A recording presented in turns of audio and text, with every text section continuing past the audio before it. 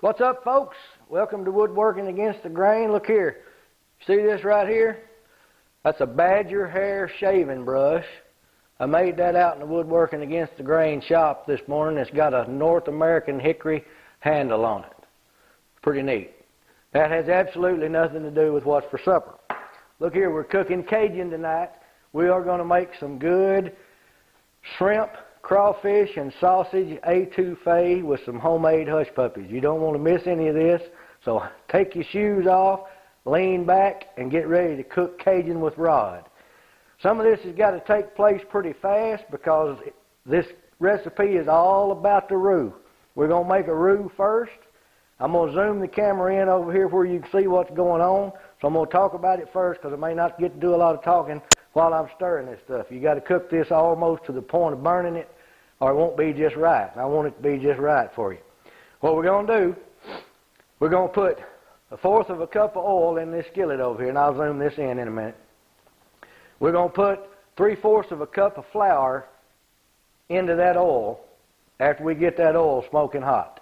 And we're going to stir that till it turns the perfect color of brownish red. And that's when that roux is going to be just right.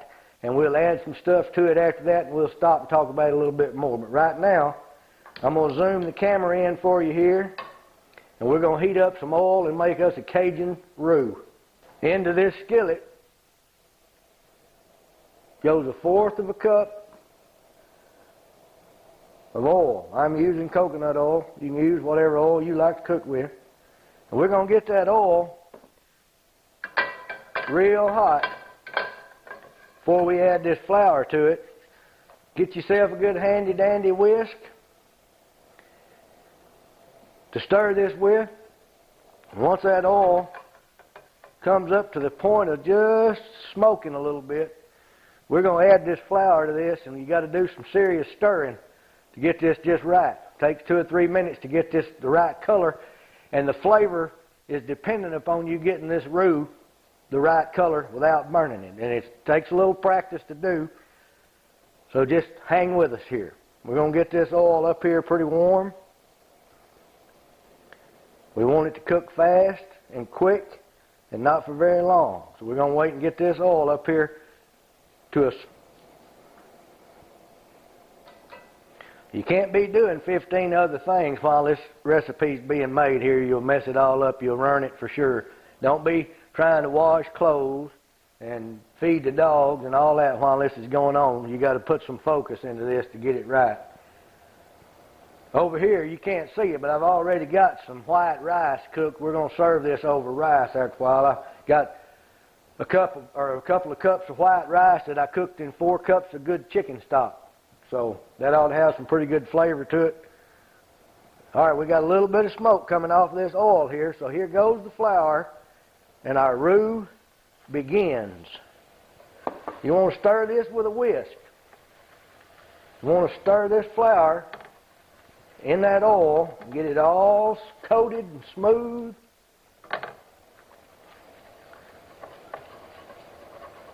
Hope you can see what I got going on here, because this is important. You want to keep this going. And I see how it's already soaked up all that oil? That's just what you want. You don't want it to be runny. You want to just keep cooking this flour for a few minutes, though. Keep your whisk going in there till your flour gets the color that you want it. It's going to be very important here in a minute. You'll see, get this to come together. We got to get this flour and this oil the right color. Now, what we're going to do when this gets the color I want it, we got to stop the cooking instantly or it'll burn up. So I'm going to take this off the heat once it gets to be the color that I want it to be. It's almost there.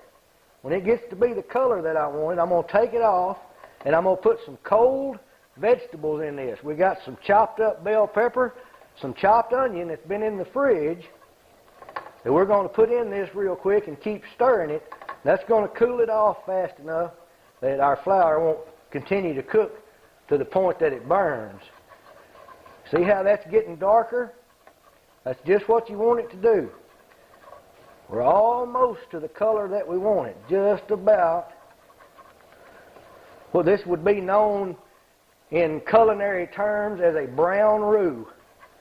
You got to keep it moving or it'll burn up on you. We're just almost to the point we want it, right about there. Take it off the heat, put some cold bell pepper on it, some cold chopped onion, and keep it stirring. Stir it all around there good to get that flour to stop cooking right there at that point. I'm going to turn my fire off so I can get this back over here where you can see it. Now we're going to cook these bell pepper and onions here for just a minute or so in this hot flour till we get that flour cooled down just a little bit there. That's going to be just about looking good right there. Get that roux just right and the rest of it will fall into place for you.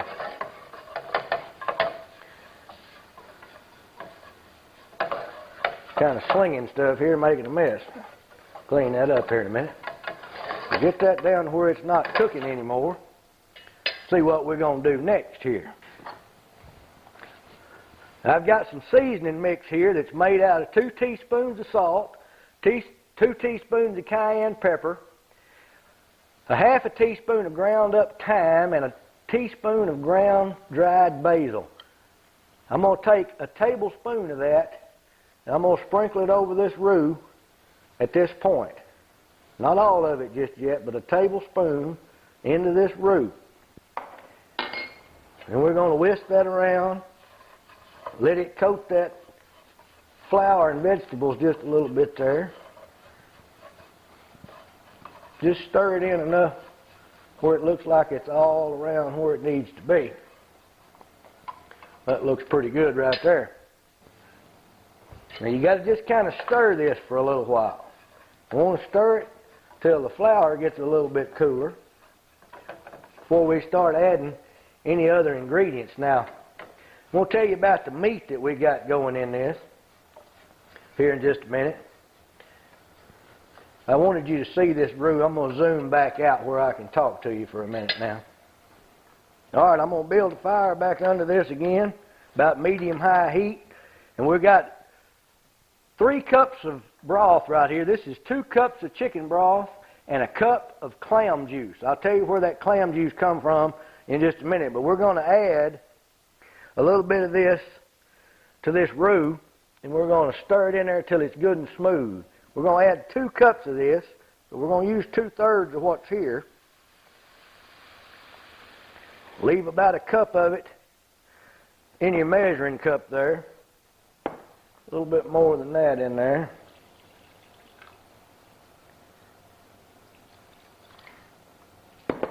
And we're going to just whisk this till it's thick and smooth. It's going to have to come to a boil for us here. That's why you want to use a whisk on this so you don't slosh it too bad. Put a pretty good fire under this. And get that up there. Whisk it the whole time. We want to get it up here till it's good and hot and boiling and thick. The meat that's going in this, you can't see it yet, but I'm going to tell you a little bit about it and show it to you later. I have got a pound of shrimp peeled and deveined with the tail tore off. I don't know why you can even buy shrimp with the tail on. Nobody eats shrimp tails. I don't get that. Anyway, we got a pound of peeled, deveined shrimp. Got a pound of crawfish tail meat. That's good stuff. It gives this a really good flavor if you like that flavor. Now you can make this any kind of meat that you want to. Also got a pound of link smoked sausage that's going in it. Now this is getting thick. That looks like a real good gravy right there. I hope you can see that. I'm going to zoom this in for you in just a minute, but I got to get it where I can quit stirring it. If I quit stirring it right now, it's going to scorch, and we don't want that. But anyway, this is good and thick right here. It's just about where I want it. I'm going to take that off the heat. Now I'm going to bring the camera over here just so you can see for a second how good and thick that is. That's a good thick gravy right there.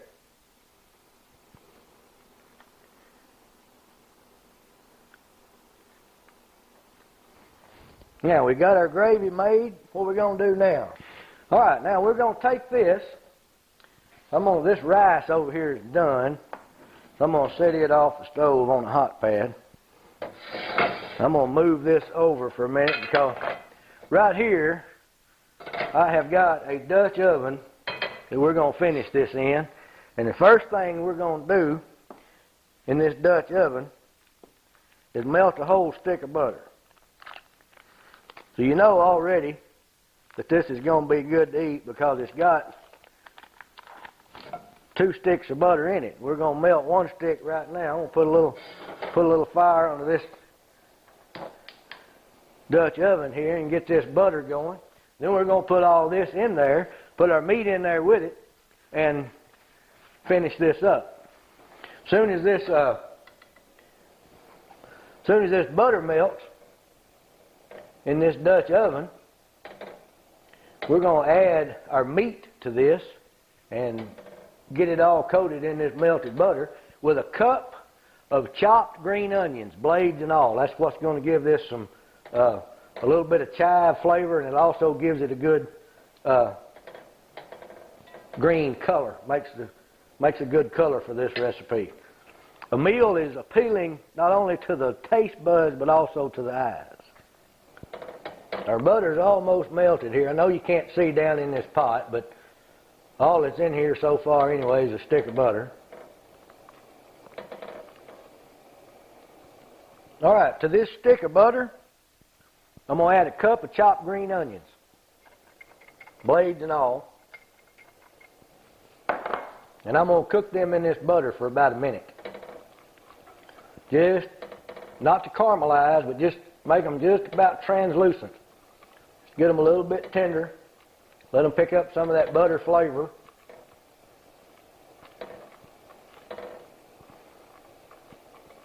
And then we're going to add our meat to this.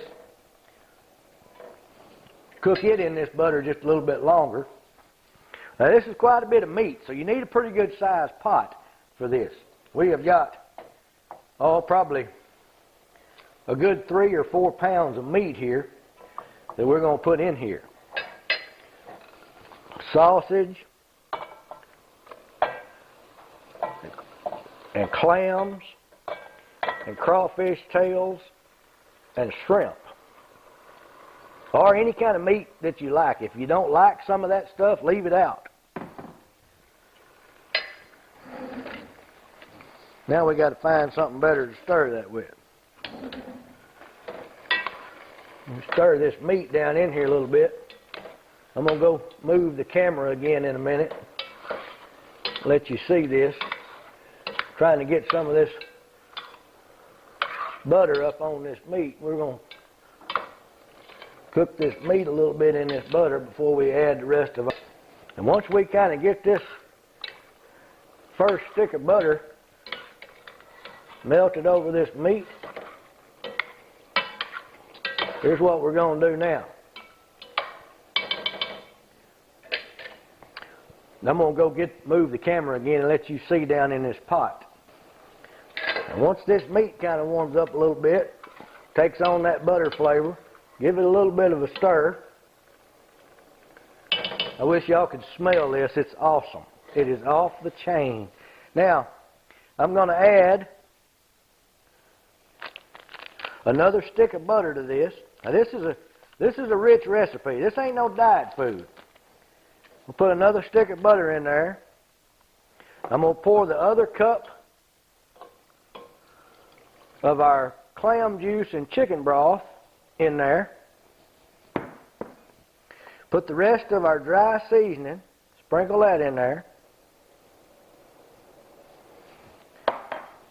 I'm going to give that a little bit of a stir.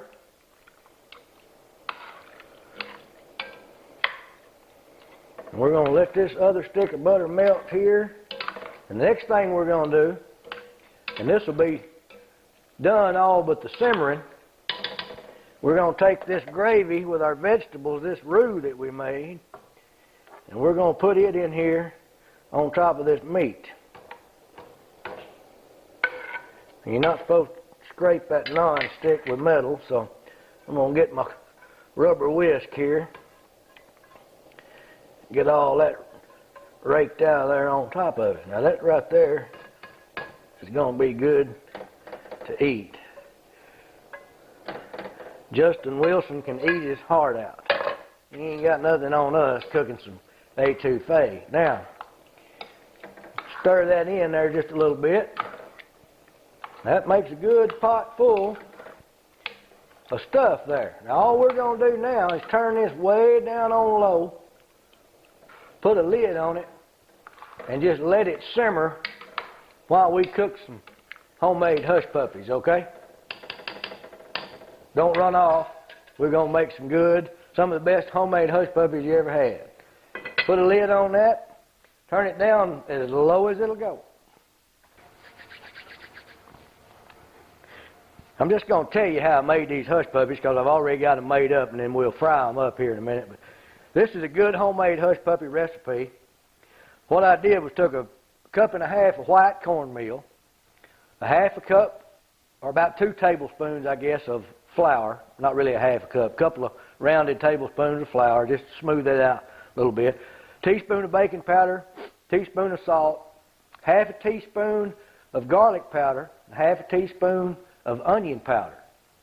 Mixed all that together dry, and I boiled about 1 quart of water with a couple of tablespoons of bacon grease in it. When that water got to boiling, I poured it over the dry cornmeal, and which essentially cooked that, and then I rolled it up into balls and put them in the freezer. You can do that ahead of time. You can put them on a cookie sheet till they get frozen, then you can put them in a bag, keep them in there as long as you want to. I'm waiting on this grease to get up to about 350, and we're going to fry these a few at a time, drain them over here, and we're going to have them to go with this etouffee and rice. All you have to do, if you want to, you can go back to my hot water cornbread recipe. That's pretty much the same recipe for these hush puppies, except I add garlic and onion powder when I'm going to make hush puppies out of them. And instead of making patties and frying them in thin, just shallow grease, these we roll into balls about the size of a golf ball, and we're going to deep fry these in some coconut oil once it gets up to about 350. This is pretty much done. When you pour that hot water over it, all you want to do at this stage is just cook this in this grease until they turn brown. Once they're brown, you take them out, you're good to go. Our grease is up to about 320, so we don't like much being ready to put these in. And we'll put them in and brown them good and take them out and drain them, and talk about how to drain them just right too in just a minute. Now I made a mess making this etouffee. There's stuff sloshed all over the stove here. Don't let that bother you. We'll clean that up after a while. Somebody will. Probably be me. All right, we got our grease pretty hot. You want to be very careful working with hot grease because it will scald you, and that is not good. So I would recommend you don't want to drop these down in there because they'll splash grease back on you. Get you a good set of tongs. If you don't have a good set of tongs, do yourself a favor and go buy you some. Then you can just kind of pick these up. You don't have to worry about burning your hand. Set a few of them in that hot grease. You can't. I'm kind of using a small pot here, so we're going to do just a few of these at a time in 2 or 3 batches. I won't talk through all of that to bore you, but I wish y'all would let me know more. You're not commenting on these videos like I need you to. I need to know if you want them longer, if you like them shorter, if you want more detail, less detail. I need to hear from you. Let me know something. We're going to cook these till they get golden brown. We're going to take them out and drain them, and I'm going to explain to you how to properly drain fried stuff in a minute. A lot of people ruin their fried stuff when they drain it wrong. I don't want that to be your case. We'll be right back. All right, look here. This first batch of hush puppies is brown. Now, I'm going to take these out, and I'm going to drain them on a rack, a wire rack that's got some paper towels under it. A lot of people mess up draining their fried stuff by setting it right on top of a paper towel, and all it does is get soggy and soak up more grease than you're draining off. So get yourself a wire rack, put you some paper towels under it, and drain your fried stuff on that rack. It doesn't matter if it's chicken or fish or steak fingers or whatever. It'll be a lot, even French fries will be a lot crispier if you'll drain them up off of the paper towel. It'll just work out a whole lot better. All right, we're about to see how this etouffee turned out. See if it turned out as good as we wanted it to. I got a little bit of rice in the bottom of this bowl right here. I'm going to scoop up just a little bit of this etouffee, put it right on top of that rice right there. Set this spoon down over here and put the lid back on this. I'm going to take one of these hush puppies and just test this out. See how good it is.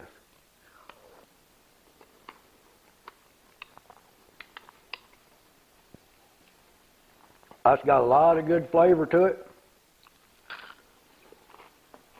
Got a lot of cayenne pepper in it. Thanks for watching. Come back to see us.